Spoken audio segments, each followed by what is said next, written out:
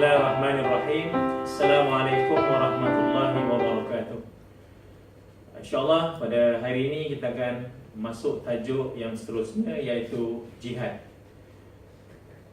Perkataan jihad adalah daripada perkataan jahdu yang bermaksud kekuatan dan kepayahan, ataupun juhdu, kekuatan ataupun kesusahan. Itu dari segi bahasa.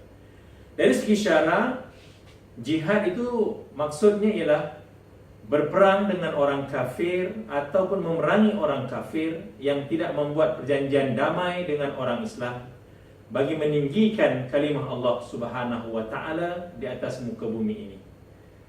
Selari dengan konsep falsafah agama, sesuatu ad-din ataupun sebagai satu cara hidup itu yang bersifat syumul, yang bersifat sempurna, jihad ini merupakan suatu tuntutan daripada Allah Subhanahu wa taala. Dari segi hukum jihad, hukum jihad yang pertama ialah fardu kifayah. Bila masa hukum jihad ini fardu kifayah, iaitu apabila kewajipan yang tidak memerlukan setiap orang Islam untuk melaksanakan jihad, ianya hanya perlu dilaksanakan oleh sebahagian daripada umat Islam sahaja. Contohnya, membantu peperangan yang berlaku di luar negara seperti yang berlaku di Palestin dan sebagainya. Itu hukumnya ialah fardu kifayah untuk berjihad. Manakala hukum yang kedua iaitu fardu ain, iaitu kewajipan yang mesti dilaksanakan oleh setiap individu Muslim. Contoh apa dia? Iaitu memerangi musuh Islam di dalam negara kita sendiri. Apabila negara kita diserang, apabila negara kita dimasuki oleh musuh yang ingin menghancurkan Islam, maka pada ketika itu hukum jihad adalah fardu ain. Seterusnya ialah konsep jihad dalam Islam. Jihad ini bertujuan untuk membangunkan masyarakat berdasarkan kepada syariah Islam.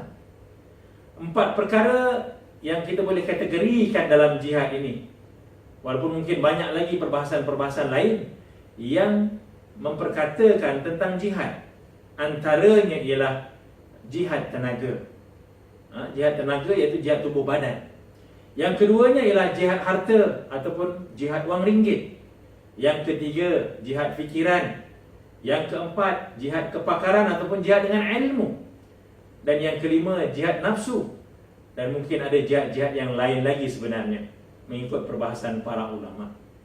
Justru itu, dalam kita membincangkan konsep jihad ini, yang pertama yang kita perlu kenali ialah siapakah dia mujahid.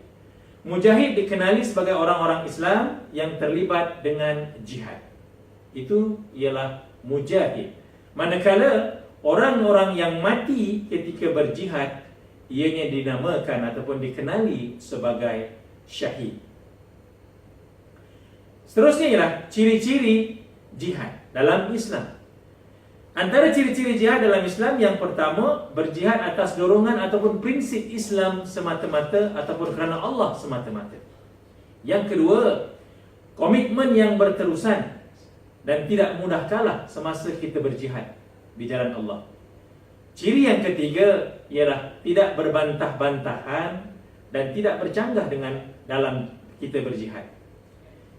Ciri yang keempat, sabar dalam mengambil tindakan dan sabar menanti kejayaan jihad yang kita laksanakan.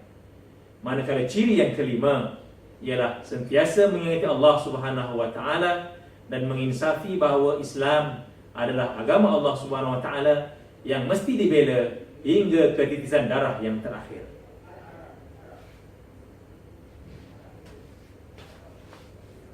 Yang seterusnya, kita akan menyentuh tentang kepentingan jihad dalam Islam.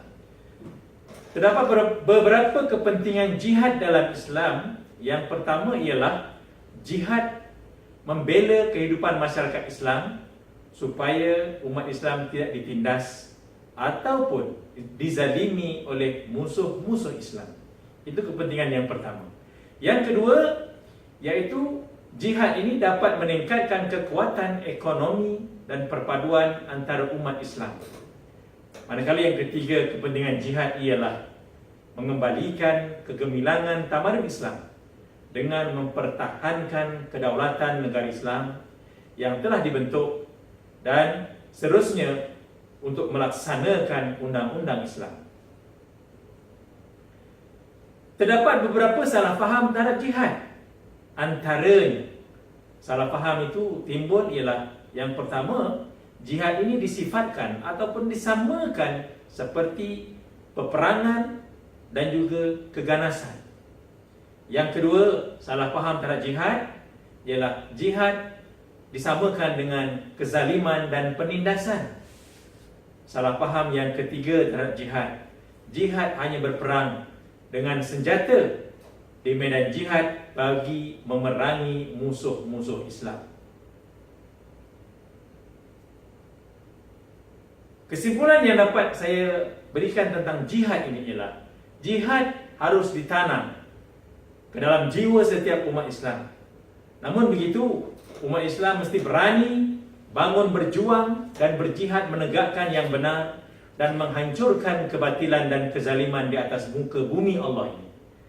Dan yang seterusnya, jihad hendaklah dilaksanakan kerana Allah Subhanahu wa taala semata-mata bagi mendapatkan keredaannya, dan ianya adalah merupakan suatu ibadah di sisi Allah Subhanahu wa taala. Sekian, saya sudahi dengan wabillahi taufiq wal hidayah.